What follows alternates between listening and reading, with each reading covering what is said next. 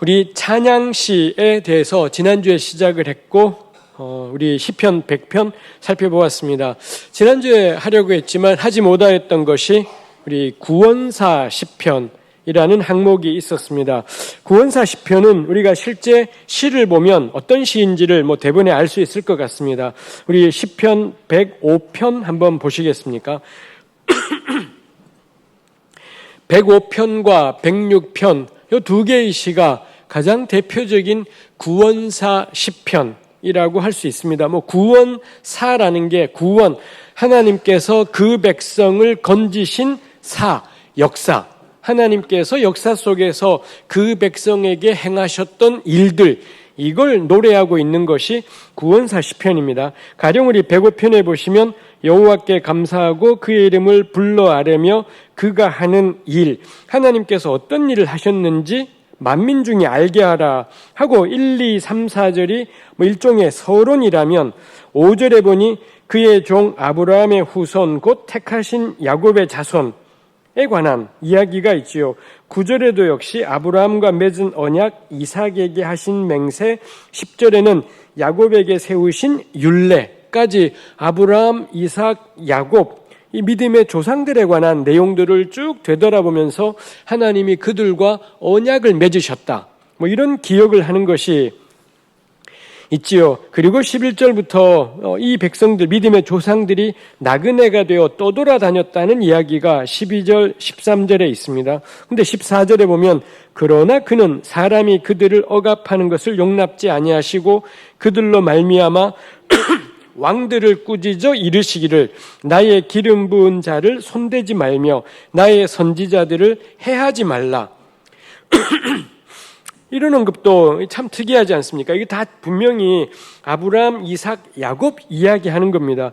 요셉 이야기는 그 아래 16절 이하에서부터 요셉 이야기가 나오니 15절까지는 아브라함, 이삭, 야곱 이야기인데 근데 하나님이 14절에 보니 사람이 그들을 이 아브라함, 이삭, 야곱을 억압하거나 이러는 걸 용납하지 않으시고 왕들을 꾸짖으셨다. 이런 게 있지 않습니까? 아마도 이 시편 105편 저자의 염두에 있었던 사건이 아마도 아브라함, 이삭이 기근 때문에 애굽이나 블레셋 갔다가 자기 부인을 누이라고 속이고 빼앗길 뻔하고 근데 하나님이 등장하셔서 그런 일이 일어나지 않게 하시고 아마도 그런 사건을 이 시편 105편의 저자는 염두에 두고서 이렇게 표현을 하고 있는 것이겠죠. 우리가 가진 창세기 본문을 이 시편 105편이 아브라함 때부터는 한참 뒤에 쓰인 거지만 우리가 가진 그 창세기 내용을 가지고 이 시편 기자는 이런 식으로 그 아브라함, 이삭, 야곱 이야기를 설명하는 겁니다. 그러고는 15절에는 나의 기름 부은 자, 기름 부은 자가 여기에 해당하는 히브리 말을 영어나 우리말로 옮긴 게 메시아라는 거죠. 그러니 구약이 생각하는 메시아는 우리가 흔히 지금 우리 신약 교회에게 메시아 그러면 예수님밖에는 떠오르는 게 없지 않습니까? 근데 정작 구약의 사람들은 메시아라는 것하고 예수님하고는 일단은 거리가 먼 이야기인 거죠. 이분들에게는 아브라함, 이삭, 야곱도 메시아. 여기 메시아라는 건 기름 부은 자, 즉 하나님이 택한 자, 그 정도의 의미라고 할 수 있겠습니다. 혹은 15절에 나의 기름 부은 자를 손대지 말며 나의 선지자들을, 놀랍게도 아브라함, 이삭, 야곱을 선지자라고도 고대 이스라엘 사람들은 여겼었구나. 이런 것도 우리가 여기에서 볼 수가 있죠. 그 아래 요셉에 관한 이야기가 아주 길다랗게 나와 있습니다.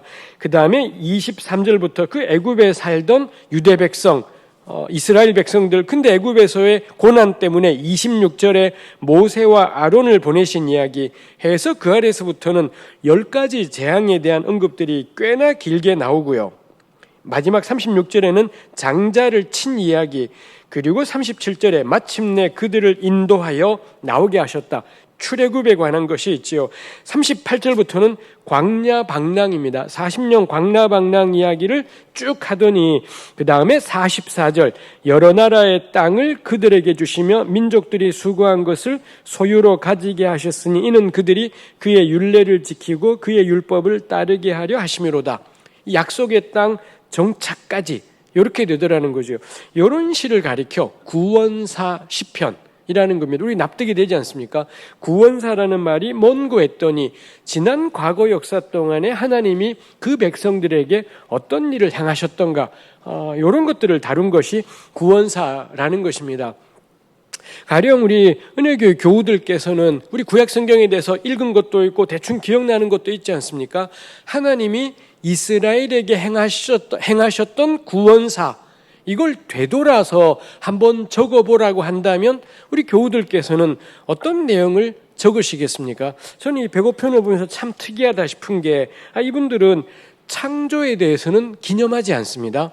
무엇보다도 하나님이 우리를 그의 형상대로 지으신 것, 온 땅을 지으신 것, 이게 하나님의 구원 역사로 1번으로 기념될 것 같은데, 근데 여기에 창조 이야기는 하나도 없지요. 노아 이야기 같은 것도 나오지 않습니다. 가장 처음에 나오는 게 아브라함부터 나온다라는 점에서 이거 특이하다 싶은 거고요. 또 저는 보면서 특이하다 싶은 게 시내산 이야기가 없습니다. 사실 모세율법은 이 창출 내민시는 시내산에서 하나님이 모세를 통해 주신 율법, 십계명을 비롯해서 그 중요한 시내산 율법이라는 게 있지 않습니까? 근데 배고편에는 시내산에 대한 언급은 단 한 줄도 만나 메추라기 이런 이야기 나오는데 시내산에 대한 언급은 한 줄도 안 나오더라라는 거죠. 그럼 사람들이 막 별별 생각을 다 하게 돼요. 시내산 율법에 대해서는 몰랐던 건가? 왜 기억하지 않지? 왜 기념하지 않지? 이런 이 궁금한 생각들을 가지게 되지요. 이렇게 이스라엘의 지난 구원사를 되돌아보며 회고하는 이런 것들이 시편 105편 그리고 106편 이 두 개의 시가 딱 그렇게 되어 있고요. 여기 외에도 이스라엘은 자주 어떤 중요한 모임이 모일 때마다 그냥 모임을 하는 것이 아니라 지난 과거에 하나님이 어떤 일을 행하셨느냐 이거 쭉 되돌이켜보기를 빈번하게 하고 있습니다. 가령 우리 여호수아 24장, 여호수아서의 마지막 장입니다만 여호수아의 고별 설교입니다. 여호수아가 자기 사역을 끝내면서 온 이스라엘을 세겜에다가 모아두고서는 고별 설교하면서 거기도 역시 고별 설교가 뭘로 시작하느냐, 이 야곱에 대한 이야기부터, 야곱이 유리하던 사람이었는데 근데 하나님이 애굽으로 인도하셨고 마침내 출애굽을 통해 광야 방랑하고 약속의 땅까지 왔습니다. 이 시편 105편하고 거의 같은 내용으로 여호수아가 과거 역사를 회고하는 이런 내용들이 있더라라는 것입니다. 그리고 그 외에도 이 에스라 9장이나 느헤미야 9장, 다니엘서 9장 이런 데 보면 거기도 역시 지난 역사를 쭉 회고하면서 오늘 우리가 여기까지 왔습니다. 이러는 것들을 볼 수가 있습니다. 그래서 이 시편을 연구하는 사람들은 그런 특징을 지적하는 거죠. 이 고대 이스라엘의 특징이 있다면 가령 우리 이스라엘을 둘러싼 열방 나라들은, 이방 나라들은 우주, 이 밤하늘의 이 달들 혹은 태양, 별 이런 것들을 굉장히 신비하다라고 여기고 그 태양의 움직임을 보고 신의 뜻을 막 물으려고 하고 별에 대해서 관찰하고 이런 것들이 많이 있더라라는 겁니다. 물론 구약 성경에도 하나님의 창조의 놀라움에 대해서 노래하는 시도 있지만 대표적인 게 시편 8편 같은 것도 있지만 오히려 구약에서 줄기차게 되어 왔던 건 자연보다는 하나님의 역사 안에서 행하신 구원 행동들, 이걸 훨씬 더 많이 기억하고 기념하는 것이 고대 이스라엘의 특징이다라고 그렇게 표현하는 것이 있습니다. 저는 충분히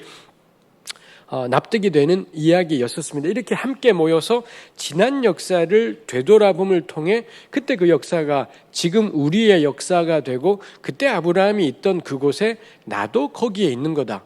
이런 일들이 이런 배고편 같은 노래들을 예배 중에서 부를 때 이루어졌던 것이겠습니다. 이 배고편이 하나님이 베푸신 은혜였다면 106편으로 가보시면 할렐루야 여호와께 감사하라 그는 선하시며 그 인자하심이 영원함이로다 해서는 5절까지 일종의 서론 같은 이야기가 있고요. 그 다음에 6절 우리가 우리 조상들처럼 범죄하여 사악을 행하며 악을 지었나이다. 우리 조상들이 애굽에 있을 때 주의 기이한 일들을 깨닫지 못하고 인자를 기억하지 못하고 홍해에서 거역했습니다. 우리 6절 7절에서도 나오지만 이제 106편이 하려고 하는 것은 하나님이 과거에 행하셨던 구원 행동마다 우리 조상들이 어떻게 거역하고 불순종했는지 이걸 계속 언급해요.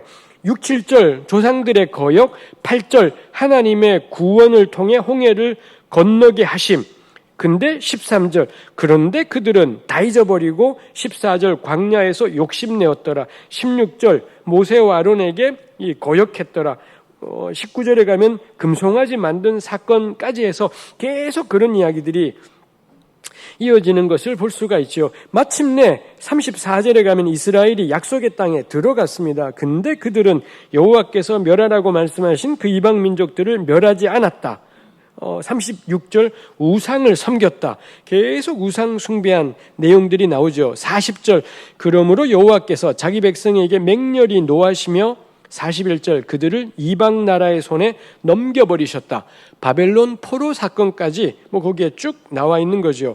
그리고 44절 그러나 여호와께서 그들의 부르짖음을 들으실 때 그 고통을 보시며 45절 끝에 뜻을 돌이키사 46절 그들을 사로잡은 모든 자에게서 긍휼히 여김을 받게 하셨도다. 47절 여호와 우리 하나님이여 우리를 구원하사 여러 나라로부터 모으소서. 아마 요 106편 같은 경우는 바벨론 포로 귀환 이후에 이런 시들이 지어지고 이 성전 예배에서 불려졌겠구나 이렇게 우리가 짐작할 수가 있겠습니다. 그래서 105편, 106편은 나란히 놓여서 105편은 하나님이 행하셨던 구원사인 거고요. 106편은 하나님이 행하신 구원사를 다시 회고하면서 그 순간순간마다 우리 믿음의 조상들이 어떻게 거역하고 불순종했고 어떻게 하나님의 진노가 임했는지 그럼에도 불구하고 하나님이 그 진노하신 다음에 어떻게 그들을 다시 불쌍히 여기셔서 지금까지 인도하셨는지 이런 내용들이 이 106편에 이어지는 것이 있지요. 그 점에서 105편, 106편은 의도적으로 이렇게 나란히 놓여 있겠다 싶은 것이 있습니다. 제가 설교할 때도 종종 나누는 것이지만 전 이거 우리한테도 마찬가지인 것 같아요. 105편처럼 하나님이 행하셨던 구원 역사를 늘 되돌아보는 것이 필요하겠고요. 그 다음에 106편처럼 과거에 대한 비판적 회고였던 거죠. 우리는 하나님의 택한 백성이에요. 이런 말만 하는 것이 아니라 우리 조상이 어떻게 하나님을 줄기차게 거역해 왔는지 이런 기억들이 우리에게 굉장히 중요하다 싶은 것이 있습니다. 특히 우리 105편 같은 경우는 44절 약속의 땅 정착으로 끝나지 않습니까? 그렇다면 아마도 요시는 그쯤 약속의 땅 정착한 이후에 가령 다윗 솔로몬 시대라든지 이 어간 즈음에 105편 같은 시가 지어져서 이 솔로몬 성전에서 불려졌다면 106편 같은 경우는 바벨론 포로 이후에 두 번째 지었던 성전에서 불려진 노래였을 거다. 라는 것입니다. 106편 같은 경우로 해서 바벨론 포로라는 예루살렘 멸망 바벨론 포로 이런 엄청난 사건을 겪고는 106편 같은 반성이 있더라는 것입니다. 아까 제가 지나가면서 언급했던 이 에스라나 느헤미야 다니엘서 9장 내용 역시 다 마찬가지입니다. 하나님이 행하셨던 구원사를 언급하지만 줄기차게 그 부분들이 반복하는 게 그때마다 조상들이 어떻게 거역했는지 이 내용이 계속 따라 나오는 것이 있더라라는 것입니다. 저는 그 점에서 오늘 우리 지금 삶이 참 어려운 시대이지 않습니까? 저는 이런 시대야말로 이 106편과 같이 과거사에 대한 비판적 회고, 비판적 반성이라는 게 더 필요한 때가 아닐까 싶은 거죠. 이 1907년에 하나님이 베푸셨던 대부흥에 대한 갈망보다 훨씬 더 우리가 돼야 될 건 지난 우리 이 교회 개신교 역사 100년 동안에 얼마나 개신교 교회가 이 가톨릭이니 이런 거 씹을 일이지 않습니다. 불교의 문제는 하나도 아닐 겁니다. 한국 개신교가 어떻게 하나님을 거역해 왔는지, 한국 개신교가 어떻게 이 복음하고는 거리가 먼 길을 우리가 걸어왔든지 저는 그런 역사들이 더 많이 발굴이 되고 드러나고 언급되는 것이 필요하겠다 싶습니다. 이런 게 우리 불명예라고 생각을 합니다. 근데 여기 가득 있잖아요. 106편 같은 경우 이걸 예배 때 우리 이런 찬송 예배 때 부르면 겁나 심란하지 않겠습니까? 근데 이분들 예배 찬양인 시편 가운데 이 106편이 놀랍게도 할렐루야로 시작해서 할렐루야로 끝나요. 이 멋진 처음과 끝 안에 있는 건 뭐냐? 조상들의 거역, 우리 모두가 거역했다라는 이런 내용들이 있지 않습니까? 저는 이거 우리한테 필요한 일이겠다 싶은 것입니다. 다윗 솔로몬의 부끄러운 일들이 그 사람들의 이름을 부끄럽게 만들지는 않더라라는 점에서도 저는 우리네 교회에게 더욱 이런 것이 필요하겠다 싶은 것이 있습니다. 제가 그래서 사방에서 대형교 싣고 다니는 건 아니지만 그럼에도 불구하고 전 우리네 교회가 그래도 역할도 있었다. 아니 그런 말을 백날 하면 무슨 소용이 있나 싶은 게 있습니다. 그래도 한국 개신교가 참 귀중한 일을 했다고, 아니 그런 말들을 또 기억하고 또 기억하는 게 무슨 의미가 있을까 싶은 것이 있습니다. 저는 어디 가든 대형교회 싸잡아 욕하는 게 일입니다. 일산은혜 교회는 우리 요 정도 교세면은 대형교회라고 말할 수는 없겠습니다만 싸잡아서 비판하는 게, 씹어대는 게 일입니다. 그때마다 제가 늘 듣는 이 말들이 그렇게 모든 일을 부정적으로 본다는 것, 그 다음에 대형교회의 긍정적인 측면도 있는데 꼭 그에 대해서는 언급을 하지 않는다 이런 이야기들을 하지만, 아니 그딴 거 언급해서 뭐예요? 대형교회가 하고 있는 긍정적인 역할, 지금 우리 그것 때문에 우리가 이 꼴이지는 않습니다. 우리네 교회가 저지르고 있는 수많은 부정적인 일들, 그것 때문에 교회가 이 꼴이고 한국 사회가 이 꼴인데 우리 교회의 긍정적인 면이 있다고, 저는 그게 이 문제를 해결할 것 같지 않습니다. 제가 우리 청년들하고도 이야기를 나눈 거지만 누가 교회 욕할 때 모든 교회가 다 그런 건 아니라고, 진짜 초라한 변명이다라고 생각을 해요.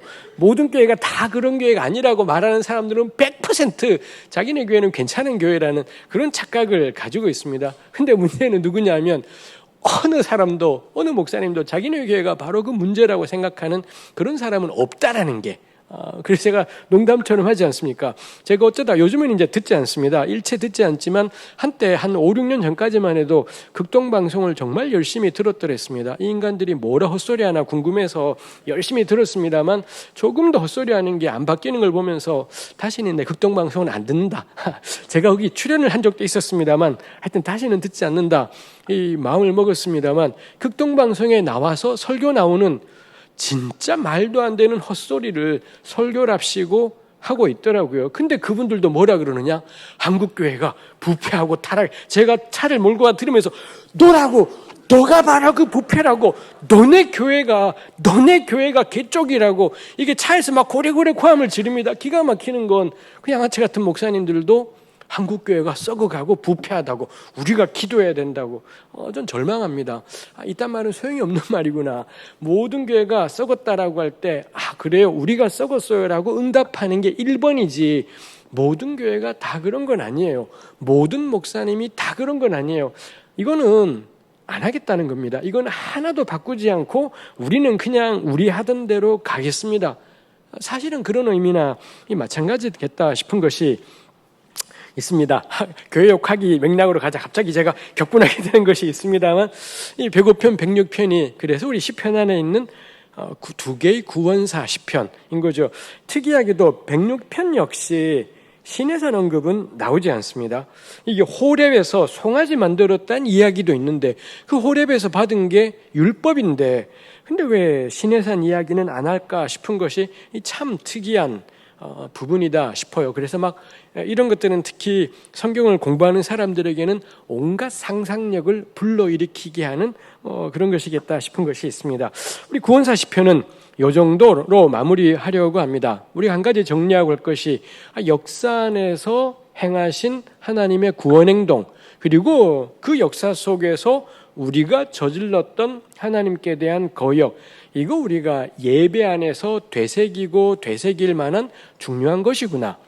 정리하자면 역사라는 것이야말로 우리가 신앙 공동체 내에서 참 명심해야 될 중요한 이 범주이구나라는 기준이구나라는 것도 우리가 꼭 붙잡을 만하다 싶습니다. 오늘 본격적으로 우리가 하고 싶은 이야기는 제왕시, 그리고 제왕시에 이어지는 여호와 즉위시편, 이 두 가지 둘 다 찬양시라는 이 양식에 속하는 것입니다. 찬양시인데 제왕시는 하나님이 세우신 왕에 대해서 노래하는 찬양시인 거고요. 나중에 할 여호와 즉위시편은 우리 하나님이야말로 우리의 왕이십니다. 이걸 노래하는 것이 여호와 즉위시편이라고 할 수 있겠습니다. 찬양시의 이 내용들에 따라서 제왕시니 여호와 즉위시편이니 이렇게 나뉠 수 있을 것 같습니다. 왕에 대해 노래하는 시가 제왕시라고 할 수 있습니다. 고대 이스라엘 주변 민족들, 이 고대 중동 지역의 나라들 거의 대부분은 왕을 신이라고 생각하거나 왕 자체가 신이 변장해서 등장한 그런 신적 존재라고 생각하거나 아니면 신이 세운 특별한 신의 형상대로 세운 특별한 존재 이렇게 이해를 했더랬습니다. 사실상은 왕을 신적인 존재로 계속 그렇게 이야기했던 것이 있지요. 가령 우리 다니엘서 6장 같은 경우에 굉장히 풍자이지만 이 다리오라는 임금이 앞으로 얼마 동안 왕에게 기도하는 것 말고는 그 어떤 신의 이름으로도 기도해서는 안 된다.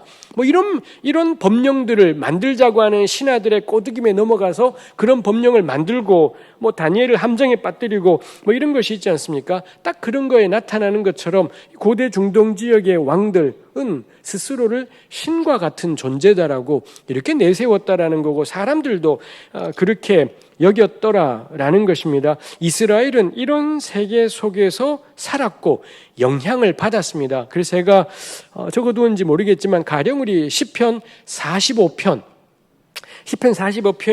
임금의 결혼식 찬양입니다. 이 자기네 임금이 결혼을 하게 되었고요. 그래서 그 전체가 임금의 영화로움, 임금의 결혼 이걸 노래하고 찬미하는 겁니다. 근데 거기 보면 임금에 대한 찬사가 지나칠 정도로까지 꼭 여기서 임금은 하나님 같다라고 여기게 되기까지 임금을 꽤나 신격화시킨다. 이런 느낌이 시편 45편에 있습니다. 그렇지만 그래서 이 시편 45편이 해석하기가 쉽지가 않고요. 가장 만만하게는 그래서 45편은 예수님을 노래하는 거야.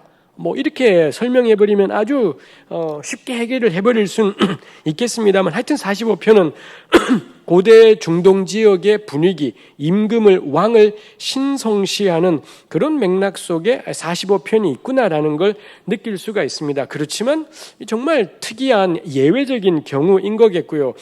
시편 전체에 있어서 혹은 구약 전체에 있어서 이스라엘의 왕들은 결코 신으로 여겨지지 않는다라는 게 그게 구약 성경이 일관되게 설명하는 것입니다. 하나님이 다윗 가문을 선택하셨습니다. 근데 다윗을 선택한 가장 중요한 것은 이스라엘을 건지기 위한 하나님의 행동, 그 차원에서 다윗 가문을 선택하신 것이 있더라라는 거지요. 고대 중동의 영향을 따라 언뜻 왕을 신성시하는 경향이 언뜻 있지만 전반적으로 그리고 전체적으로 구약 성경은 왕에게 신성을 부여하지 않는다라는 것, 그리고 이 왕의 권위는 결코 절대적이지 않고 그 왕이 여호와 하나님의 법도를 따를 때에만 그의 권위, 권세라는 게 인정이 되고 만일 근데 왕으로서 해야 될 직무를 제대로 수행하지 않는다.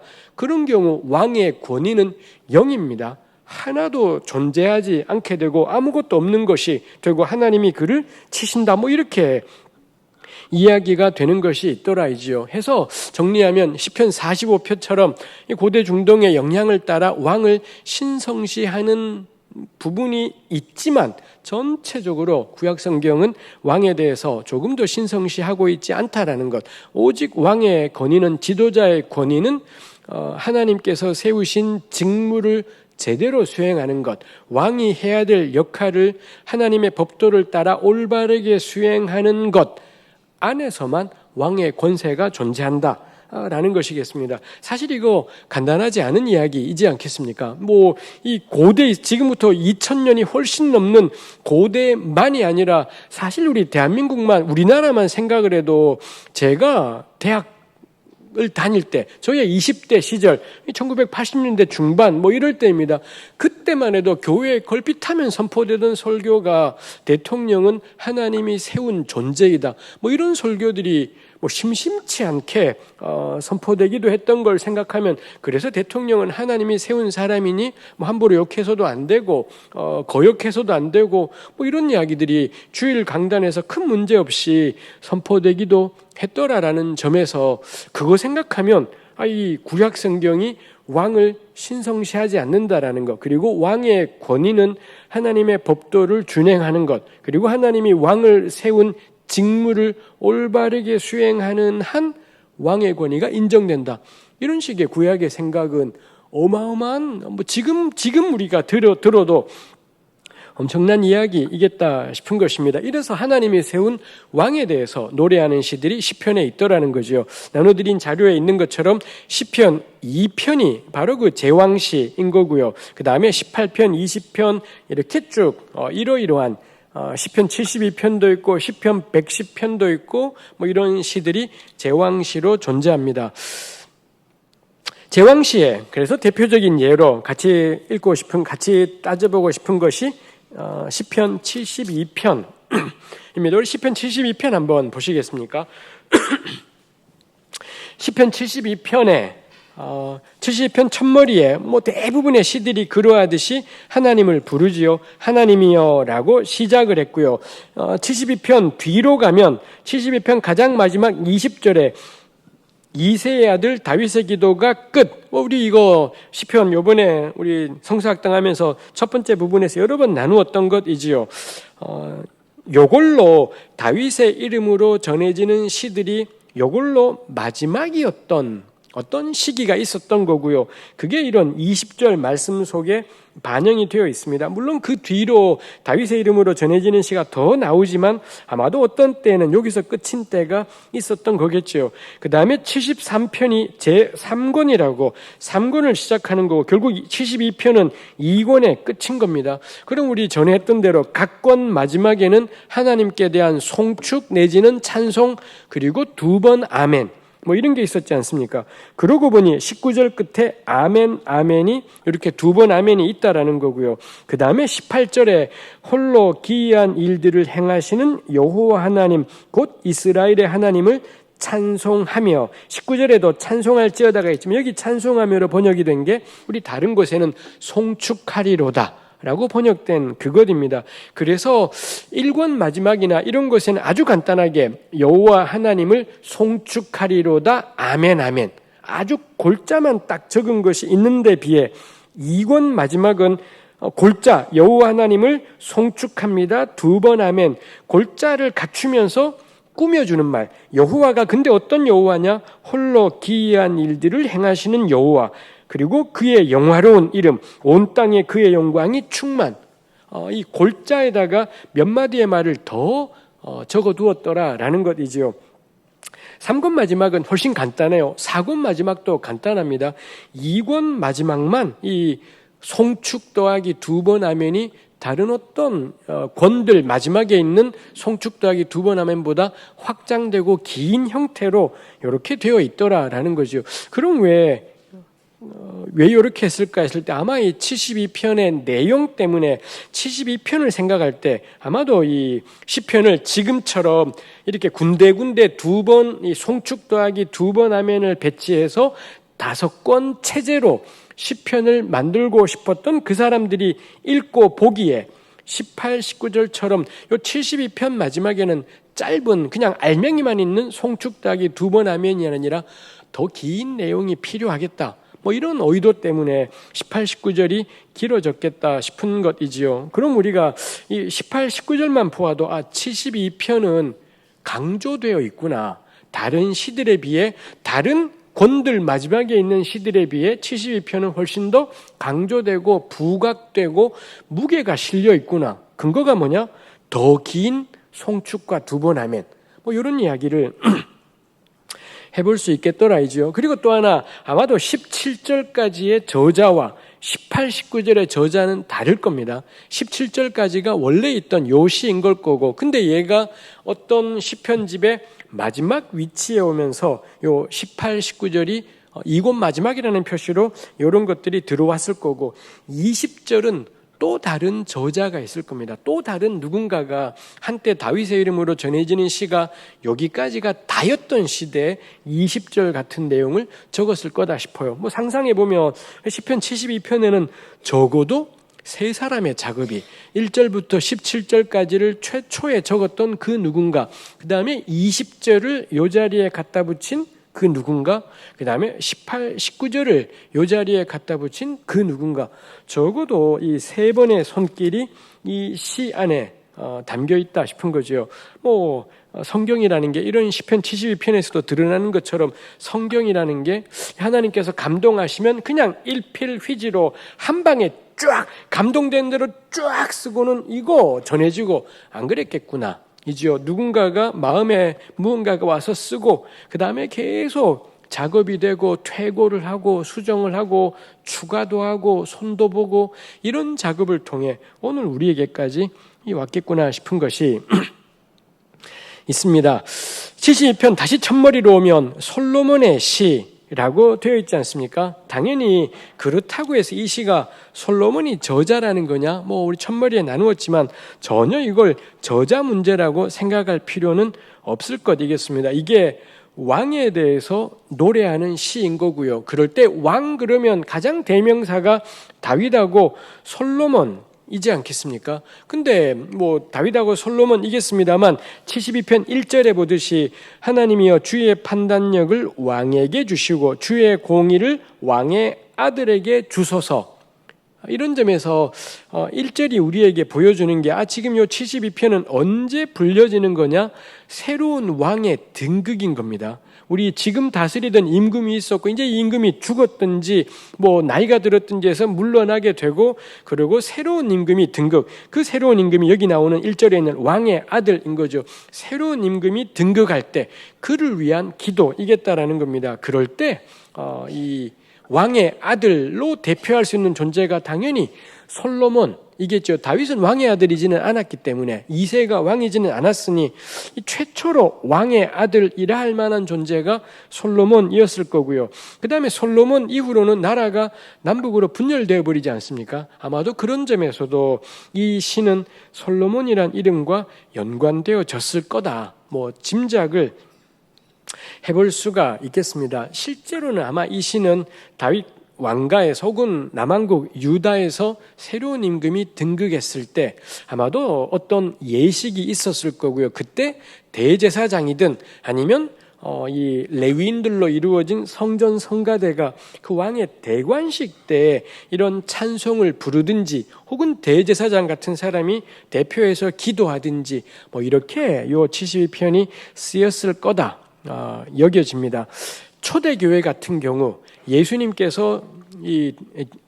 태어났을 때 동방박사가 아기 예수님을 찾아와서 세 가지 뭐 예물을 드렸다가 있지 않습니까? 그거 기념하는 날에 동방박사의 경배 이거 기념하는 날에 시편 72편을 사용해 왔다고 하네요.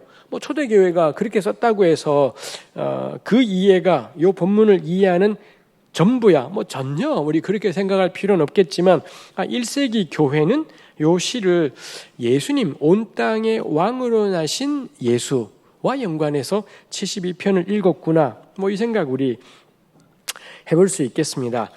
72편의 내용 1절에 이렇게 뭐뭐하 소서라는 것이 있고요. 2절부터는 그가 주의 백성을 공의로 재판하며 주의 가난한 자를 정의로 재판할 것입니다. 뭐 이렇게 되어 있지 않습니까?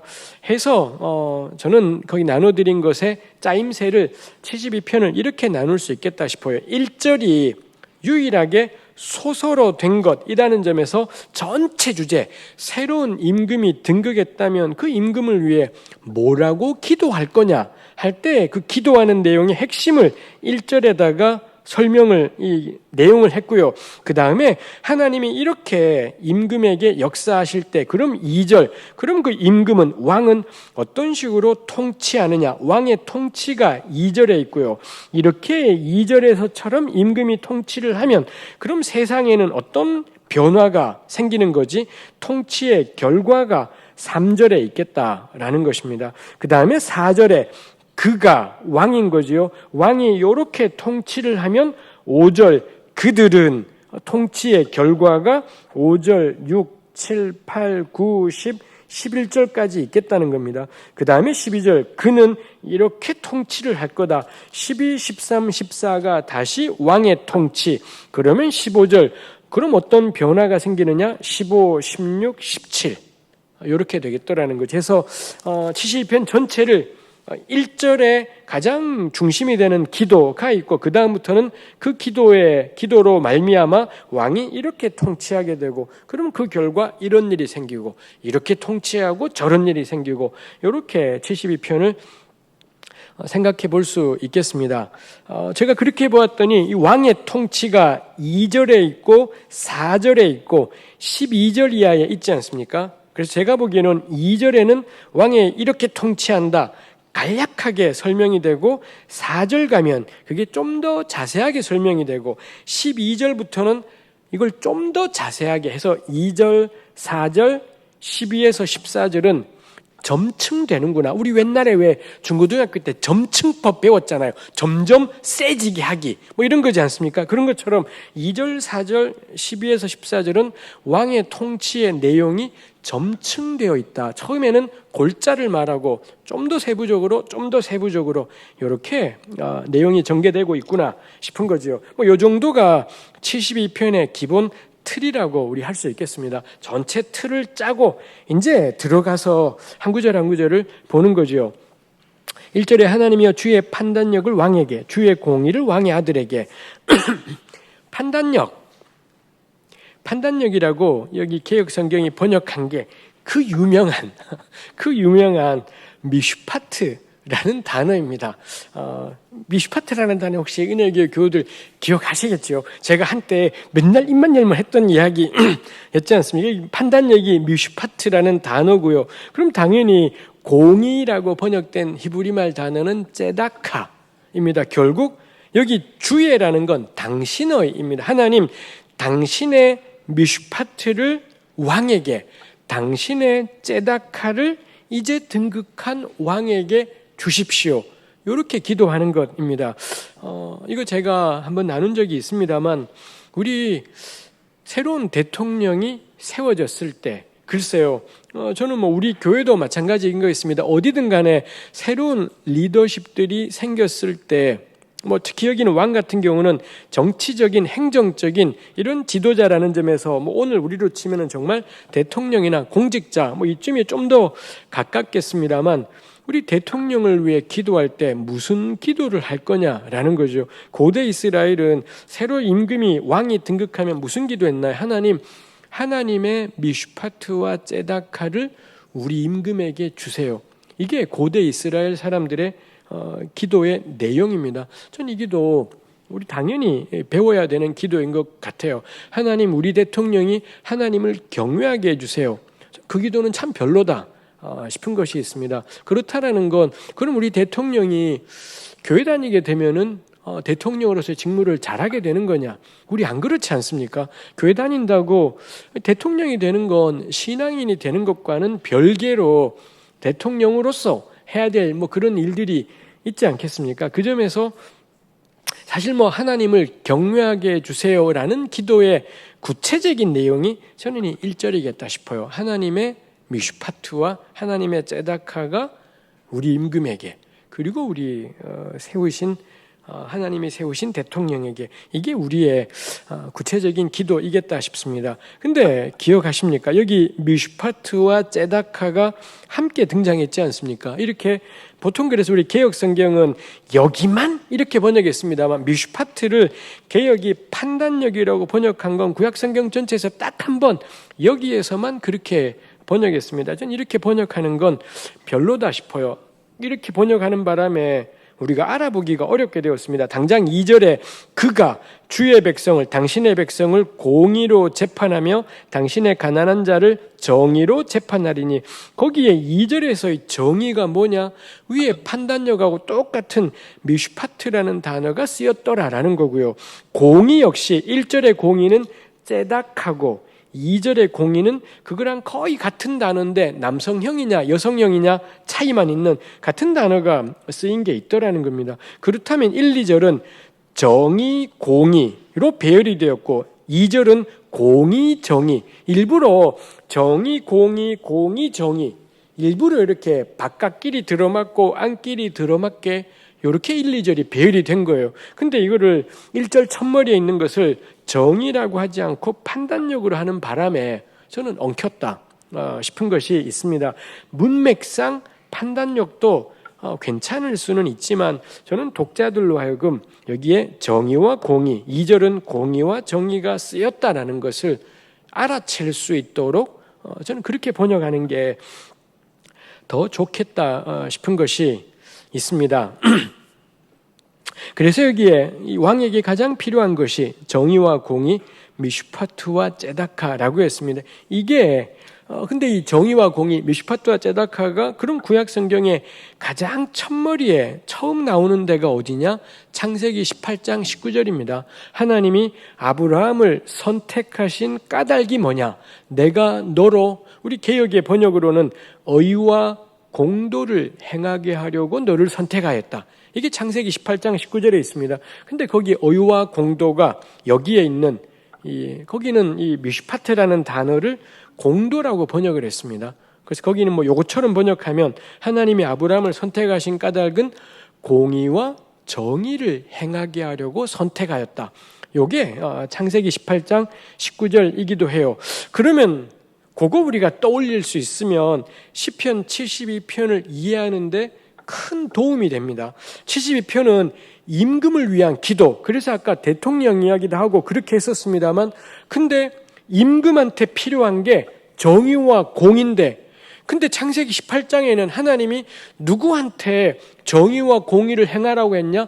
아브라함 보고 그랬더라 라는 거지요. 요거를 두 개 연결시키면 72편의 이 왕은 누구냐? 나구나. 요게 되겠더라는 거죠. 우리가 아브라함의 후손이라고 다 고백한다면 아브라함의 후손이 대통령이 아니라 뭐 목사님, 교역자들이 아니라 모든 그리스도인이 아브라함의 후손임을 우리가 당연히 그걸 알고 믿는다면, 그럼 우리 시편 72편에 나오는 임금은 누구냐? 나구나 싶은 것입니다. 당연히 우리나라에 존재하는 뭐 대통령이든 뭐 이런 정치 지도자들도 있겠지만, 한 걸음 더 나가면 내가 바로 72편에 이런 기도가 필요한 왕이구나 라는 것도 우리가 연결될 수 있는 것이 있지요. 그 점에서 그렇지만 우리가 대체로 시편 72편을 이야기하는 사람들은, 시편 72편은 교회에서 저는 제가 지금까지 30년 교회 다니면서는 들어본 적이 잘 없습니다. 어쩌다가 시편 72편을 다룰 때는 왜 다루냐면 예수님 이야기하려고 다루어요. 예수님이야말로 이런 왕이십니다. 뭐 이런 이야기를 하려고 다루는 것이 있습니다. 맞는 말인데 저는 극히 유감이다 싶어요. 결국에는 예수님에게만 모든 걸 다 떠넘겨 버리는 것, 우리는 아무것도 할 수 없는 죄인이니 예수님이야말로 이런 진정한 왕이시다, 이 맞는 말이지만 저는 이 본문이 그러라고 그렇게만 하라고 존재하는 것 같지는 않다 싶어요. 예수님에게 적용하기에 앞서서 먼저 적용해야 될 게 이 왕은 우리다 라는 것이 있습니다. 하나님이 이렇게 왕에게 주십시오 했고요. 그러자 2절, 그가 주의 백성을 공의로 재판하며 주의 가난한 자를 정의로 재판하리니. 재판이라는 게 나오지 않습니까? 임금의 가장 중요한 해야 될 일이 재판입니다. 재판의 근본은 시시비비를 가리는 것이지 않습니까? 그리고 여러 번 나누었지만 재판은 힘 있는 사람에겐 필요 없습니다. 이상하게도 대한민국에서도 그렇습니다만 이 법관들이 재벌들을, 뭐 정치 권력들이 재벌들을 지켜주려고 무지하게 애를 쓰는 것이 있기도 합니다만, 재벌들은 이 법이 안 지켜져도 다 알아서 살아요. 넉넉한 사람들은 법이 안 지켜도 다 알아서 삽니다. 재판은 누구를 위해 필요하겠습니까? 그거 말고는 호소할 데가 없는 사람들, 너무 억울해서 이 나라님 혹은 법, 여기 말고는 호소할 데가 없는 사람들, 그 사람들에게 필요한 게 재판, 이지 않겠습니까? 여기도 이 임금이 하는 일이 하나님이 그런 정의와 공의를 주면 어떻게 한다고 되어 있습니까? 주의 백성을 공의로 재판, 주의 가난한 자를 정의로 재판. 사람들의 이야기를 듣고 억울한 거 가려주는 것을 하더라라는 거지요. 다시 한번 이 왕은 여기 그는 왕이기도 하지만 우리이기도 합니다. 우리 평생에 살면서 우리가 시시비비 가리기 이거 피할 수 없는 일일 거다 싶은 것이 있습니다. 저는 개인적으로 조선일보 같은 신문은 개인적으로는 정말 좋아하지 않습니다. 제가 그 신문을 싫어하게 된 까닭이 제가 철들고부터 언제 철들었을까요? 겁나 어려운 문제지만 제 생각에는 하여튼 철들었다기보단 아직도 한참 그러니 철들었다기보단 이 정치에 대해서 깨닫게 된 이후로부터는 그게 대학 가던 해부터였었습니다만 전 조선일보 같은 신문이 너무 싫었던 게 그때 전두환 군사 독재 시절이에요. 그래서 대부분의 사람들이 군사 독재가 말이 안 된다라는 걸 다 알고 있었습니다. 근데 조선일보의 사설은 항상 양비론이었습니다. 정말 이 정부가 문제가 있다. 근데 이 정부에 항의하는 이 학생들도 문제가 있다. 이거였었습니다. 제가 그때 어린 마음에 나이 20살밖에 안 된 어린 마음에도 이 신문은 천하의 쓰레기구나라는 것을 절감을 했습니다. 제 친구들 가운데, 제 선배들 가운데 조선일보 입사한 선배들이 꽤 있었고요. 제가 참 좋아하는 인간적으로 너무 훌륭하고 좋은 사람들, 전 조선일보 기자 가운데 제가 만났던 사람들이 꽤 많이 있습니다. 그분들의 인격, 삶, 저보다 훨씬 괜찮습니다. 그분들이 문제라는 게 아니라 저는 한 사람 한 사람들의 기자보다는 이 조선일보로 상징되는 혹은 거기에 따라붙는 조중동이라 그러잖아요. 중앙일보니 동아일보니 이런 신문들의 특징이 뭐냐? 틀린 건 틀렸다 하고 긴 건 기라고 해야 되는데 그 끔찍하던 군사 독재 시절에 이 신문들이 계속 양비론 너도 틀리고 너도 틀리고 이거 전문용어로 개소리입니다. 이건 하나만한 소리이지 않겠습니까?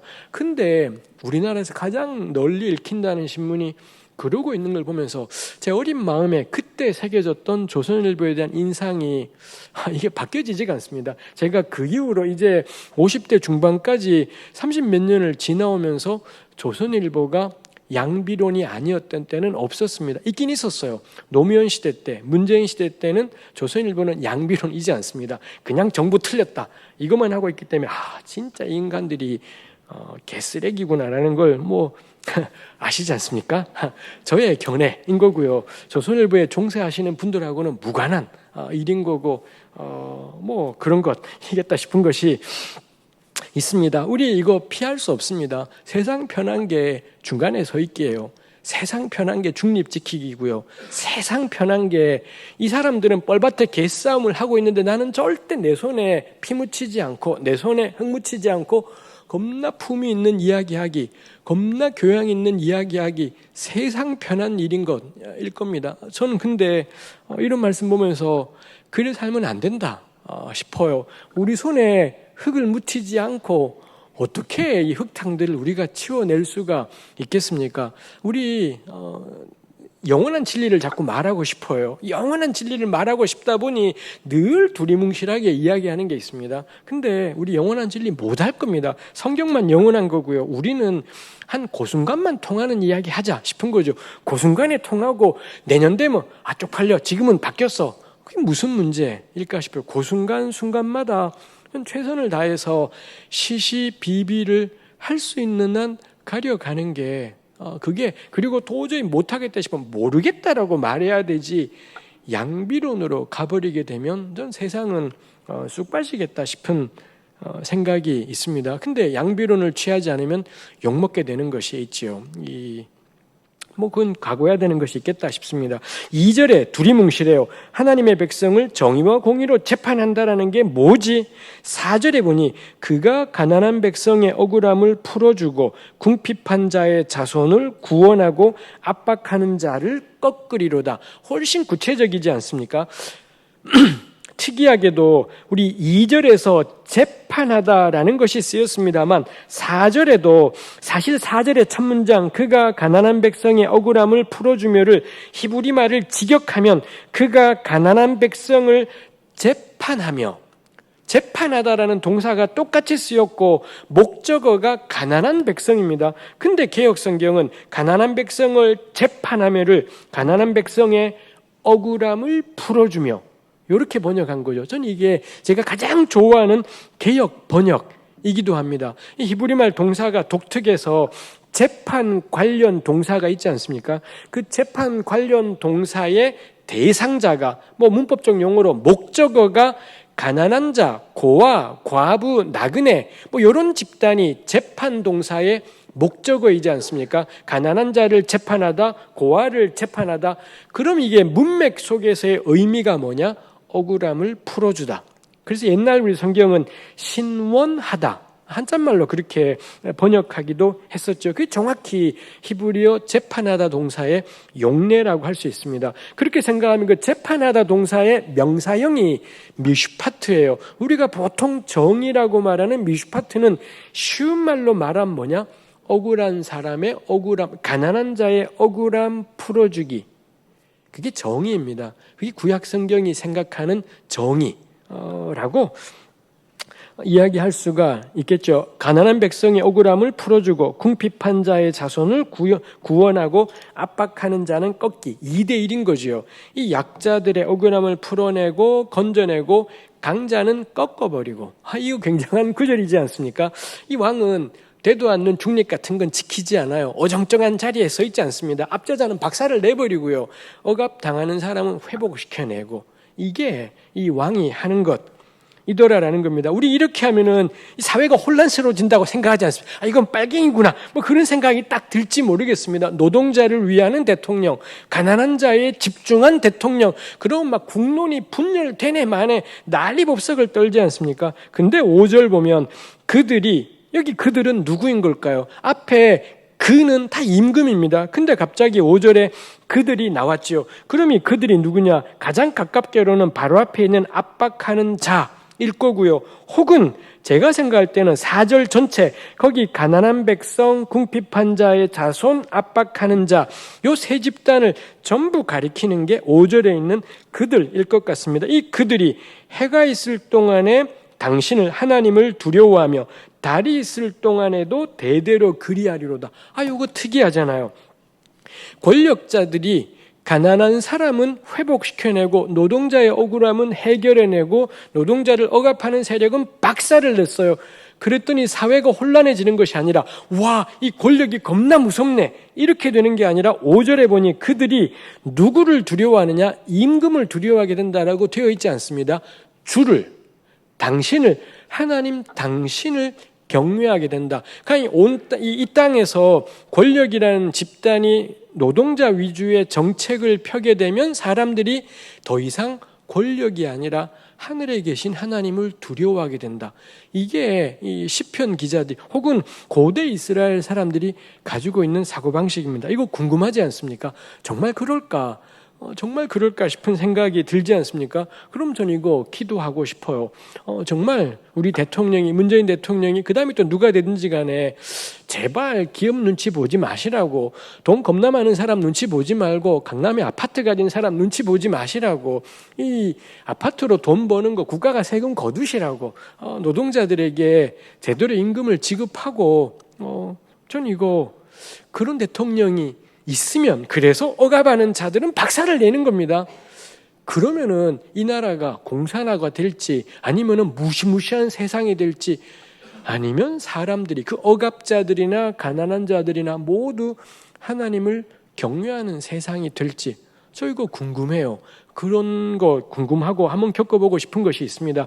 우리 대한민국 차원에서는 경험하기 어렵겠지만 작은 공동체 내에서는 할 수 있지 않겠습니까? 글쎄요, 우리 일산은혜교회 안에서 혹은 우리 각자가 속해 있는 목장 안에서 약자 위주의 어떤 일들이 이루어진다면, 가난한 사람 위주의 이런 일들이 이루어진다면 그 공동체는 어떻게 변화가 될지, 정말로 모든 사람들이 하나님을 경외하게 되는 건지, 좀 그거야말로 우리가 시험하고 실험해 볼 일이지 않은가 싶은 것입니다. 너무 아쉽게도 아직까지 그 어떤 정부에서도 노동자 위주의 정책, 이런 정부는 대한민국에 존재한 적이 없다라는 게 너무 유감입니다. 이 하나님 말씀이 정말 그런지 한번 알아보고 싶은데 참 이게 확인하기가 쉽지 않다 싶은 것이 있습니다. 이런 4절에 나와 있는 임금의 통치가 있었고요. 요거를 좀 더 자세하게 설명한 게 아까 12절부터라고 했지 않습니까? 12절에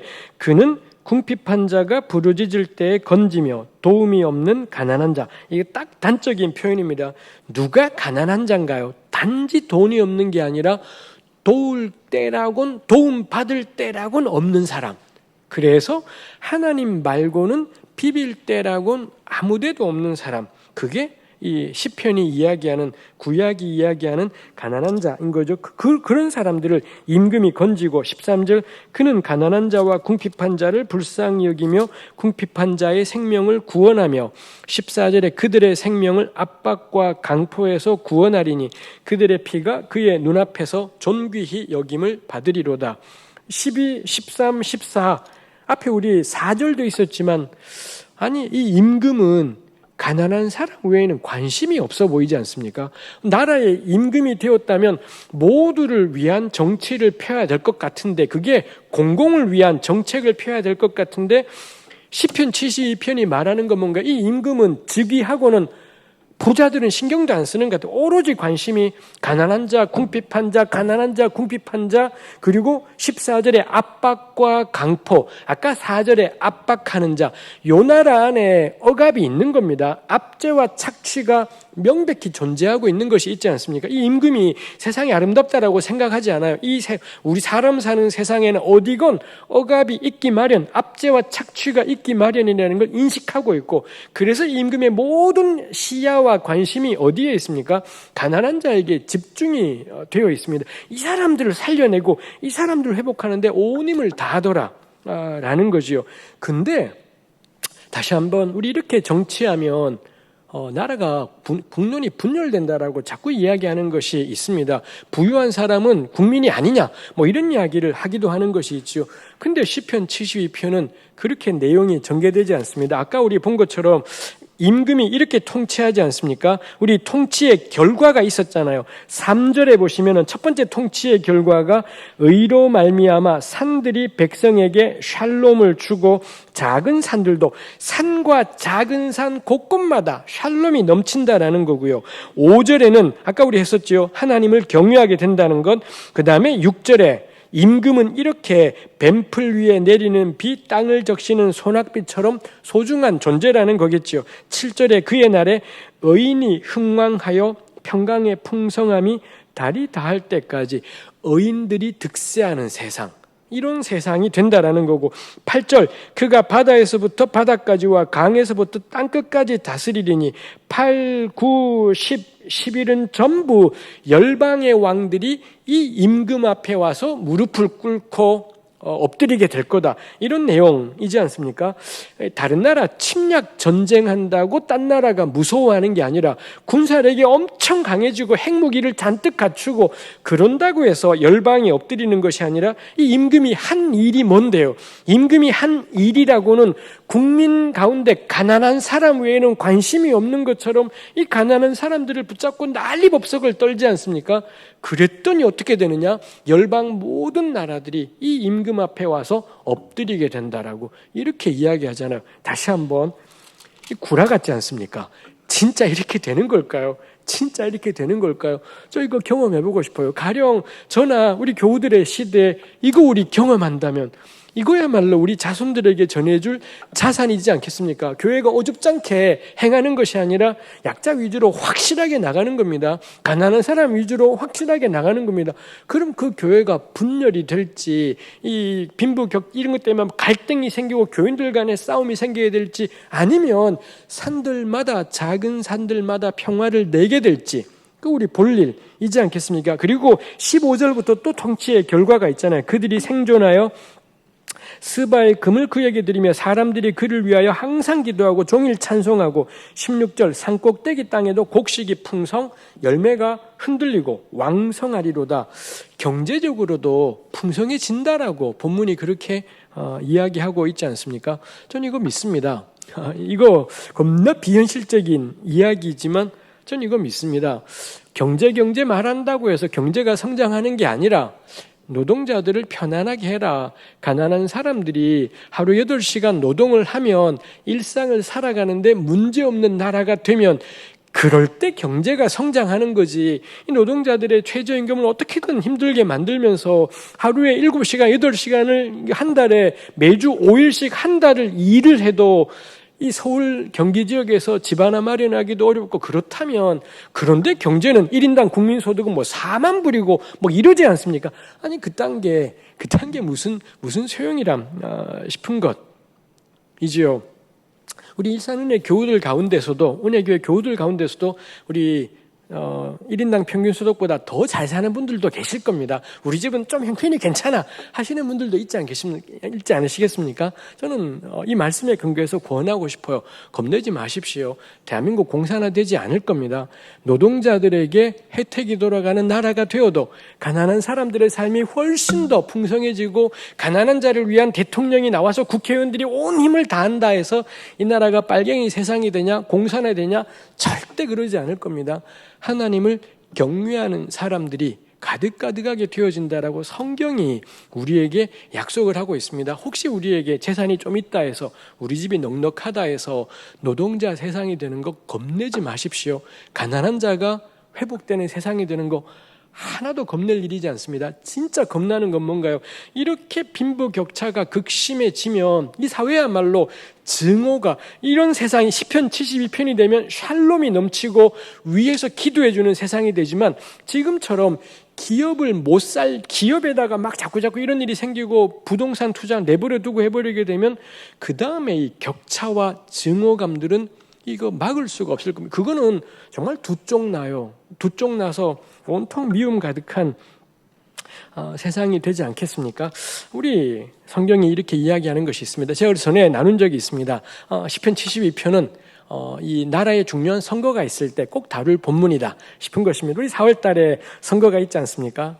저에게나 우리 은혜교회 교우들에게나 요거 나누고 싶은 겁니다. 우리가 온 힘을 다해 찾아야 될 건 뭔가요? 망할 놈의 출신 지역이지 않겠지요.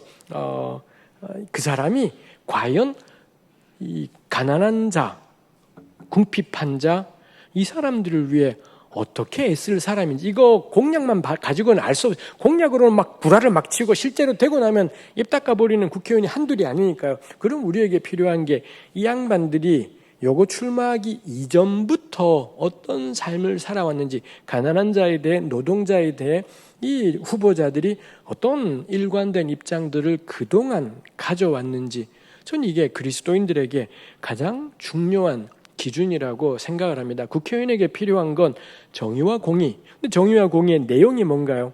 이 가난한 자는 구원하고 궁핍한 자를 회복하고 압박자는 꺾어버리고, 이게 이 리더십들이 해야 될 일이지 않겠습니까? 이거야말로 저는 교회가, 그리스도인들이 이 투표에 임하는 자세이겠다 싶은 것이 있습니다.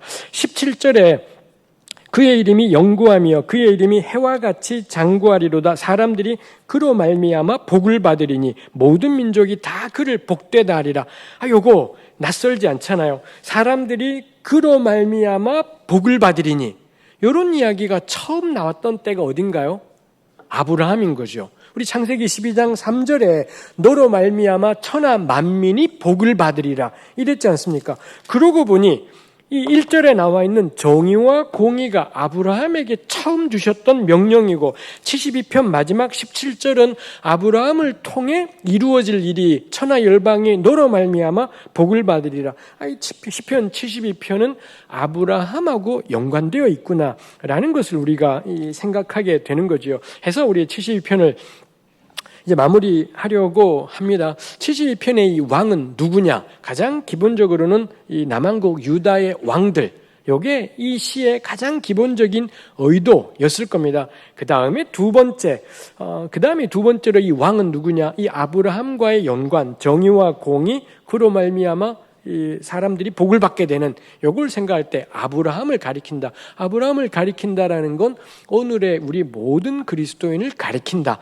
당연히 이 두 가지가 실제의 임금을 가리킨다. 그 다음에 또 하나 모든 하나님의 백성들을 가리킨다. 이 두 가지가 72편에서 우리가 할 수 있는 이야기인 이겠다 싶습니다. 한 가지 더 생각을 할 게, 임금은 가난한 자를 위한 정의에 힘써야 된다라는 이야기가 새롭지 않다라는 겁니다. 구약 성경에 이런 내용이 잔뜩 있지만 구약 성경뿐이지 않습니다. 왜 우리 옛날에 들었던 함무라비 법전 이런 거 기억나지 않습니까? 이런 이스라엘보다도 더 이전에 있던 고대 중동 나라의 대부분의 법전들이나 왕의 통치에 관한 기록을 보면 왕이 해야 될 일이 뭐냐? 가난한 자를 위해 정의를 세우는 것. 이게 성경 이전에 이미 고대 중동 문헌들에 꽤 많이 드러나 있더라는 거죠. 일종의 그 당시로서는 합의들이 일치된 어떤 상식 같은 것들이 있었던 것 같습니다. 왕은 왜 존재하냐?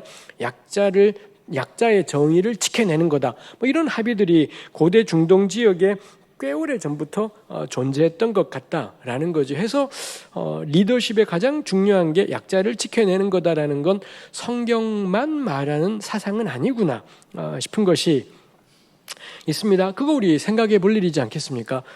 역시 제가 종종 나누는 거지만 우리는 늘 성경에 있는 내용이 성경에만 있는, 다른 종교나 다른 데는 없는 여기에만 있는 것이기를 원하는 마음들이 있습니다만, 저도 역시 불타는 열심으로 그러했던 적이 많았지만 점차 생각이 바뀌어갑니다. 성경에만 있다라는 건 사실은 말이 안 되겠구나 싶은 거죠. 하나님이 기독교인들만의 하나님일 리는 없을 거고, 온 인류가 하나님의 피조물인 것을 기억한다면 하나님 그분의 성품과 그분이 기뻐하시는 세상은 성경에 가장 명료하고 또렷하게 드러나 있다, 이렇게 말할 수는 있겠지만 성경 아닌 일반 세상 안에도 당연히 하나님의 기뻐하시는 것, 하나님의 뜻들은 드러나 있겠다 싶은 것이 있습니다. 그래서 이방 세계에서도 정의로운 임금, 가난한 자를 지켜내는 임금 이야기가 나오는 건 전 이게 성경을 약화시키는 이야기가 아니라 진짜 성경이 하나님 말씀임을 더 잘 보여준다 싶은 것이 있습니다. 그럼 한 걸음 더 나가서, 그럼 구약은 뭐가 특별하지 싶은 것이죠. 이거에 대해서 이런저런 이야기가 있지만 저는 일단은 이 문제랑 연관해서는 그렇게 생각합니다. 실제로 고대 중동의 왕들은 정말 왕이 해야 될 일이 가난한 자를 지켜내는 거다라고는 되어 있습니다. 근데 실제로 그러했냐? 라는 거고요. 저는 구약에 특별함이 있다면, 하나님 백성의 특별함이 있다면 누구나 다 가난한 자를 지켜내는 게 정의라는 건 개나 소나 다 한다. 근데 정말 그렇게 하냐? 요게 저는 교회의 차이여야 된다 싶은 것이 있습니다. 그래서 이렇게 가면 우리가 대번에 쫄리게 되는 것이 있죠. 우리가 그 점에 있어서 세상과 얼마나 다른가라는 점에서 덜덜 떨리게 되는 것이 있다 싶습니다. 그래서 교회는 정말 옳고 바른 말, 이게 성경에만 있는 말이 아니라 여기저기 다 있습니다. 근데 교회는 뭐가 다르냐? 그 여기저기 다 있는 말을 정말 하나님 말씀으로 생각하고, 인간이 너무 연약하고 한계가 많은데도 불구하고 그 하나님 말씀을 붙잡고 정말로 걸어간다라는 것, 최소한 걸어가려고 한다는 것, 전 그게 교회의 차이, 세상과 교회의 차이이겠다 싶은 것이 있습니다. 우리 넘어가도록 하겠습니다. 그 다음에 우리가 다루고 싶은 것이 여호와 즉위시편 이라는 것입니다. 시편 72편 아까 나누었지 않습니까? 가장 기본적으로는 실제 임금을 위한 기도입니다. 근데 우리 구약의 역사 안에, 이 남왕국 유다의 역사 안에서 임금들이 정말로 이러했냐? 안 그랬다라는 거고요. 그리고는 임금들이 그렇지 않았기 때문에 결국 나라가 멸망하는 지경까지 가게 되었지 않습니까? 그럴 때 요 시가 달리 해석될 여지들이 생기게 되는 것이더라는 겁니다. 그러고 보니 이 왕에 대해서 노래하는 시, 아까 제가 이야기했지만 시편 2편부터 시작해서 72편, 110편에서 144편, 가장 마지막에 있는 제왕시가 144편인데 꽤 많은 제왕시가 시편 안에 존재하더라는 거죠. 근데 특이한 건 이 시편이 지금과 같은 5권 150편 체제가 된 건 언제냐? 나라가 다 망하고 바벨론 포로 갔다가 돌아오고 주전 4세기경 그쯤 되어서야 5권 150편 이런 것들이 되었을 것 같은데, 이미 그때는 임금이라는 게 없지 않습니까? 나라라는 게 존재하지 않은데 왜 제왕시들을 시편에서는 이렇게 적지 않은 제왕시들을 모아둔 걸까? 더 이상 임금이 없는데 왜 모아둔 걸까? 싶은 것이지요. 이렇게 생각을 하면서 이 시편 연구자들이 발견한 게 있습니다. 가령 1권이 1편부터 41편까지가 1권이지 않습니까? 근데 2편, 시편 2편이 제왕시이더라는 거죠. 우리 전에 했잖아요. 이 1편, 2편이 매우 중요한 위치에 있다. 뭐 이런 이야기를 했지 않습니까? 1권에서 그 아주 중요한 2편에 제왕시가 있더라라는 거고 2권은 42편에서 72편입니다. 근데 2권의 제일 마지막 72편이 제왕시 이도라는 거고요. 3권은 73편부터 89편까지입니다. 근데 3권의 가장 마지막이 89편인데 89편 역시 제왕시 이도라는 거죠. 이쯤을 발견하니까 1권에서는 2편이 제왕시, 2권에서는 가장 마지막인 72가, 3권에서도 역시 가장 마지막인 89가 제왕시이더라는 겁니다. 이쯤을 발견하자 당연히 추측하게 되는 게 이거 제왕시를 의도적으로 위치를 잡았구나.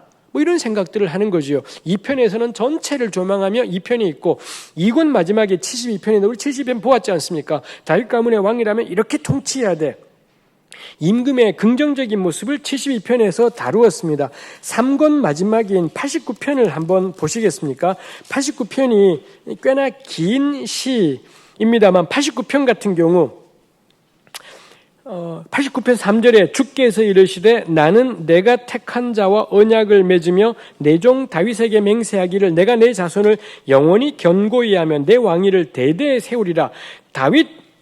다윗의 왕위를 대대로 견고하게 하시겠다. 임금에 관해 노래하는 제왕시임을 딱 알 수 있지 않습니까? 하나님이 다윗을 선택하셨구나, 다윗 가문을 선택했구나, 뭐 이런 내용들이 나오는 것이 있습니다. 근데 이러던 것이 이렇게 왕에 대해 찬송하고 노래하던 것이 37절까지고요. 37절 또 궁창의 확실한 증인인 달같이 영원히 견고하게 되리라. 왕위가 다윗 왕권이 견고하리라 하셨도다. 셀라.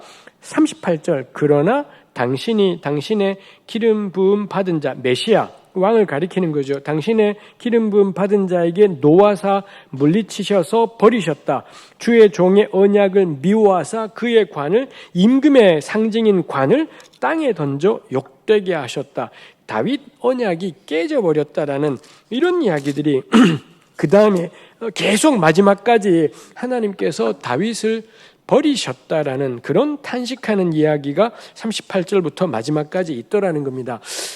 1권에 2편의 제왕시가 있었고요. 2권 마지막 72의 제왕시, 왕의 긍정적인 모습. 근데 3권 마지막인 89편의 절반가량은 왕의 다윗 왕권의 긍정적인 모습, 영원한 다윗 언약.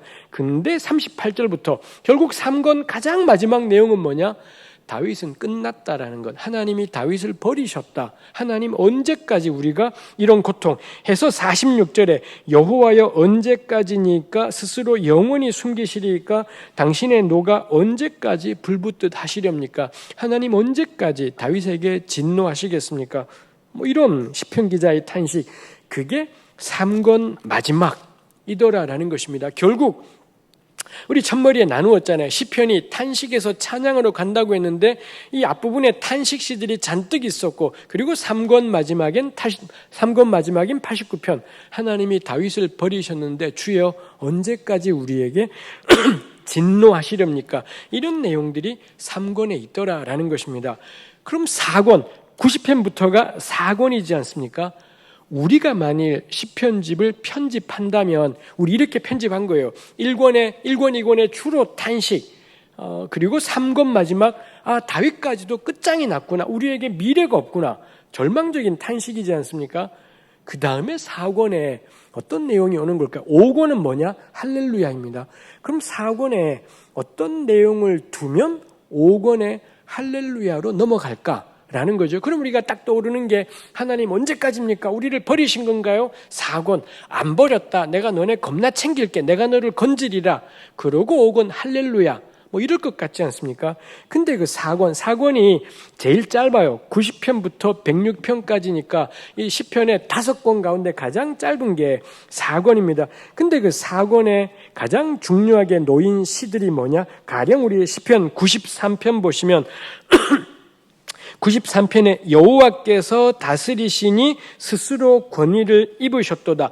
여호와께서 다스리신다. 여호와께서 통치하신다. 이게 93편 1절에 있더라라는 것입니다. 그러고 보니 97편 1절에도 여호와께서 다스리시니라는 게 있고요. 96편 10절에도 모든 나라 가운데서 이르기를 여호와께서 다스리시니 뭐 이런 내용이 있더라라는 것입니다. 해서 이 99편 1절에도 여호와께서 다스리시니가 있더라라는 거죠. 이런 시들 여호와께서 다스리신다. 다스리는 건 누가 하는 건가? 임금이 하는 거지 않습니까? 그래서 이런 시들 여호와께서 다스리신다, 통치하신다, 혹은 이 여호와께서 다스리신다를 달리 번역하면 여호와께서 왕이 되셨다. 뭐 이렇게 번역할 수도 있습니다. 그래서 언젠가부터 시편 연구하는 학자들은 요 시들을 가리켜 여호와께서 왕이 되셨다. 시편. 그래서 왕이 되셨다를 한자말로 즉위라고 하든지 혹은 대관식이지 않습니까? 해서 학자들이 여호와 즉위 시편 혹은 여호와 대관식 시편 뭐 이런 식으로 그럴싸한 이름을 만들어 두었습니다. 요는 항상 이불이랑 같이 와야 되겠습니다만 이 요는 뭔가요? 사권에 특이하게도 여호와께서 왕이 되셨다, 여호와께서 다스리신다라는 외침이 있는 시들이 사권에 집중되어 있더라라는 거지요. 그러자 납득이 되는 겁니다. 1권, 2권, 탄식, 3권 마지막 하나님 다윗을 버리셨습니다. 언제까지 주께서 진노하시렵니까? 이 한계가 많은 죄인인 인간들이 도무지 하나님의 행하심에 미치지 못해서 악만 행하고 결국 하나님이 심판하신 거죠. 그 속에서 하나님 언제까지 진노하시렵니까? 어떻게 하나님을 향해 묻는 질문, 시편 3권 89편까지는 커다란 물음표인 겁니다. 하나님 이 악한 인간들을 어찌하시렵니까? 그에 대한 이게 바벨론 포로, 나라의 멸망 바벨론 포로까지 다 일어나는 거죠. 그에 대한 시편 기자들이 깨닫고 정리한 답이 뭐냐? 그게 4권입니다. 답이 뭔가요? 하나님께서 통치하신다.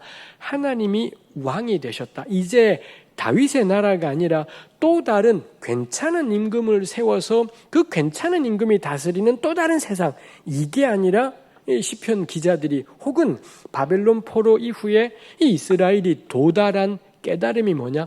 그렇구나. 하나님이야말로 우리의 왕이었구나. 하나님이야말로 우리의 왕이시고 우리의 통치자이셨던 건데 우리들이 어리석게도 그 옛날에 사무엘 시대 때 우리한테도 임금 달라.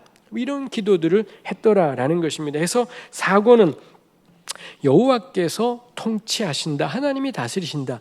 이게 4권에 놓이게 된 거죠. 그러고 난 다음에 아까 말씀드린 것처럼 그럼 5권은 뭔가요?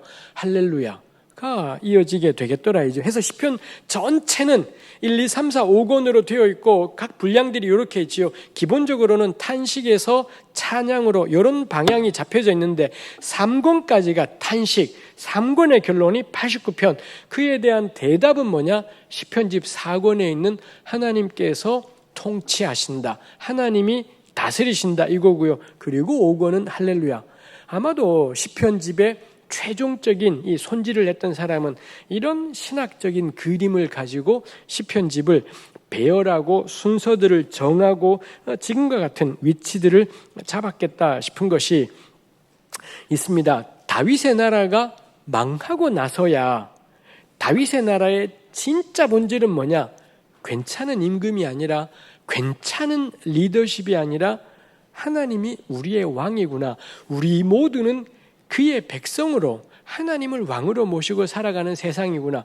그래서 이런 고백들과 더불어 더 이상 이스라엘은 나라의 건설을 추구하지 않습니다. 독립국가의 건설, 이런 것들이 그들의 소원이진 않지요. 하나님을 왕으로 모시고 살아가는 세상이지요. 하나님이 다스리신다, 하나님이 통치하신다를 요즘식으로 표현하면 뭔가요? 그게 바로 하나님의 나라라는 말이 되는 것이지 않겠습니까? 세례 요한이나 예수님이나 사역을 시작하시면서 첫 번째 외침이 때가 찼고 하나님의 나라가 가까웠다 했습니다만, 전 구약에서 하나님 나라가 신학의 중심으로 대두된 게 어디냐? 시편집의 배열, 요 4권의 1, 2, 3권의 탄식, 4권의 하나님의 나라, 하나님의 통치, 5권의 할렐루야. 요 시편집이야말로 이 바벨론 포로 이후 이스라엘의 신앙을 가장 단적으로 보여주는 것이다 싶습니다. 우리 마지막으로 나누고 싶은 것이 144편에 대해서입니다. 아까 제가 얼핏 이야기했습니다. 144편이 마지막 제왕시입니다. 144편 1절에 보시면 나의 반석이신 여호와를 찬송하리로다. 2절 여호와는 나의 사랑이라는 것이 있고 2절 끝에 그가 내 백성을 나에게 복종하게 하셨도다. 이런 내용들이 나와 있는 것이 있지요. 그 다음에 10절 주는 왕들에게 구원을 베푸시는 자시요 그의 종 다윗을 그 해하려는 칼에서 구하시는 자신이다 해서 왕에 대해서 노래하고 있는 시이겠습니다. 그 점에서 144편을 제왕시라고 말하는 거 우리가 납득할 수 있는 이야기 일 것이겠습니다. 그리고 이 144편 다음이 145입니다. 145편 1절 왕이신 나의 하나님이여 내가 주를 높이고 영원히 주의 이름을 송축하리로다. 145편은 하나님이야말로 우리의 왕이라고 하지 않습니까? 요거 우연한 배열이지 않겠다라는 거죠. 시편집의 가장 마지막 5권입니다. 5권 가장 마지막에 144에다가 제왕시를 둔 거죠. 다윗을 노래하는 제왕시를 두지만 그래서 지금 존재했던 그 옛날 존재했던 다윗을 노래하는 것이 있지만 곧바로 이어지는 145를 통해 진짜 우리의 왕이 누구냐? 우리가 다윗을 노래하고 다윗을 기억하고 그의 이름을 높이지만 그 다윗을 노래한다라는 것의 진짜 의미는 뭐냐? 하나님이야말로 우리의 왕이시다라는 것이죠. 해서 145편이 이 자리에 있겠다라는 것입니다. 우리 11절에 보면 그들이 당신의 나라의 영광을 말하며 당신의 업적을 일러서 12절 당신의 업적과 당신의 나라의 위엄 있는 영광을 인생들에게 알게 하리이다. 당신의 나라는 영원한 나라이니 당신의 통치는 대대에 이르리이다. 하나님의 나라, 하나님의 통치. 우리 신약 성경에서 그토록 중요한 주제가 요 시편 145편에 나와 있지요. 하나님이 다스리신다라는 것의 내용이 뭔가요? 14절에 보니 여호와께서는 모든 넘어지는 자들을 붙드시며 비굴한 자들을 일으키시는 분. 이 하나님의 통치의 내용으로 나와 있는 것이 있지요. 이렇게 144의 제왕시, 145의 왕 대신 하나님. 그럼 결론이 뭔가요? 146편 할렐루야 내 영혼아 여호와를 찬양하라로 이어지지요. 그리고 8절에 가면 여호와께서는 우리 6절부터군요. 6절에 여호와는 천지와 바다와 그 중에 만물을 지으시며 영원히 진실함을 지키시며 억눌린 사람들을 위해 정의로 심판하시고 줄인 자에게 먹을 것을.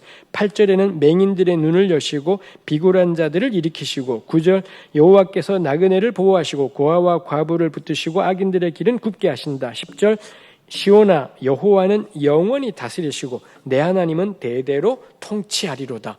145 다음에 이제 146부터는 다 할렐루야가 붙어있는 이 할렐루야 시편이라는 별명이 된 시가 146부터 150까지의 마지막 5개입니다. 근데 그 할렐루야 시를 시작하는 146편 역시 핵심 주제가 10절에 있는 여호와께서 통치하신다. 하나님의 나라, 하나님의 통치가 주제더라는 거고요. 그럼 그 하나님의 나라의 내용이 뭐냐? 6, 7, 8, 9에 나와 있는 우리 9절로 요약할 수 있는 나그네를 보호하고 고아 과부를 붙드시고 악인의 길은 굽게 하시는 분. 우리 72편에서 보았던 것하고 연결되는 이런 내용들이 우리 146편에 나와 있는 것이 있더라지요. 이후로 147편, 8편, 9편 다 마찬가지입니다. 우리가 시간상 이거 다 따지지 않겠습니다만 앞에 나왔던 하나님의 통치 그리고 하나님이 다스리시는 내용 그런 내용들이 계속 요 마지막 부분에 놓여 있지요. 그리고 마지막 150은 그 합당한 할렐루야 호흡 있는 자마다 여호와를 찬양할지어다. 그때 그 여호와를 찬양한다라는 것의 내용이 뭔가요? 이 땅에 임하는 하나님의 나라, 하나님이야말로 우리의 왕이십니다. 이런 고백들이 여기에 놓여 있는 것이 있더라라는 것입니다. 그럴 때 우리가 이 시편이 이야기하는 저는 찬양들을 납득하게 된다 싶은 것이 있습니다. 시편 어디를 펼치든 하늘은 기뻐하고 뭐 땅은 즐거워하고 바다와 거기 충만한 것은 외쳐라 뭐 이런 내용들이 있지 않습니까? 우리 주로 교회에서 경배와 찬양 때 부르는 노래들이 이런 가사들이 많이 있는 것이 있습니다. 제가 나눠드린 자료에 뭘 좀 더 적어 놓은 것이 있지만 그 하늘과 땅을 이야기하고 모든 만물은 주를 찬양하라 이렇게 할 때 왜 그렇게 주를 찬양하느냐? 하나님의 나라, 이 땅에 임하는 하나님의 나라, 그의 통치. 그래서 그가 임하시면 그 모든 억울하고 분하고 눈물나고 괴로웠던 가난한 자를 회복하시고 이 구부러져야 되었던 자를 곧게 펴시는 이런 역사들이 있더라는 거죠. 그럴 때 이 사람들이 일어나서 부르는 노래가 하늘이여 노래하라, 땅이여 기뻐 외치라.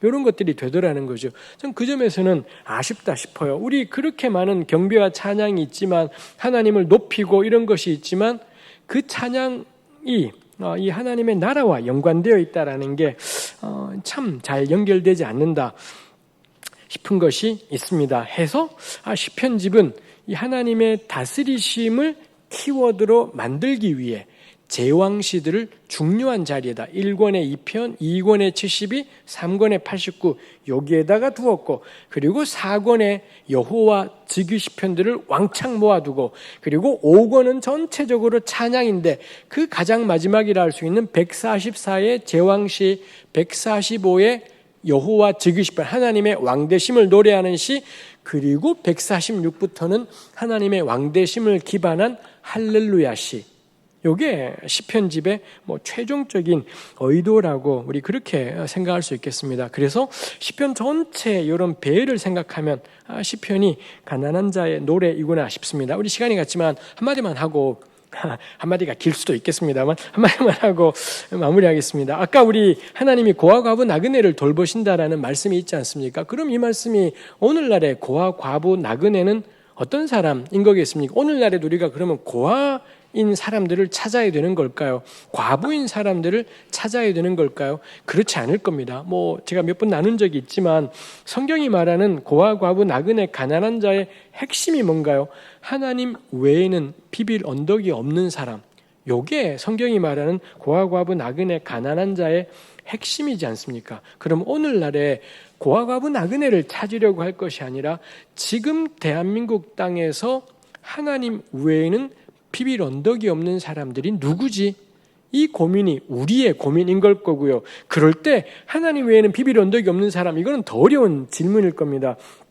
그때 이 사람들을 위해 존재하는 게 우리 아까 72편에서 보았던 재판이지 않습니까? 그래서 하나님 외에는 비빌 언덕이 없다라는 말을 좀 더 구체적으로 표현하면 법이 혹은 통치자들이 그들의 권리를 지켜주지 않으면 벼랑에 서는 사람. 그게 저는 하나님 외에는 비빌 언덕이 없는 사람의 실질적인 의미이겠다 싶은 거죠. 그럼 우리가 이 구약의 본문을 보면서 고민할 게 지금 21세기 한반도 땅에서 법이 그들의 권리를 지켜주지 않으면 위태로워지는 사람들은 어떤 사람들일까? 요게 저는 고아, 과부, 나그네에 대해서 이 시편 노래를 간절히 부를 가난한 자에 대해서 우리가 묵상하고 생각하고 찾아보아야 되는 주제이겠다 싶은 것이 있습니다. 오늘 나누고 싶은 강의는 여기까지 하겠습니다.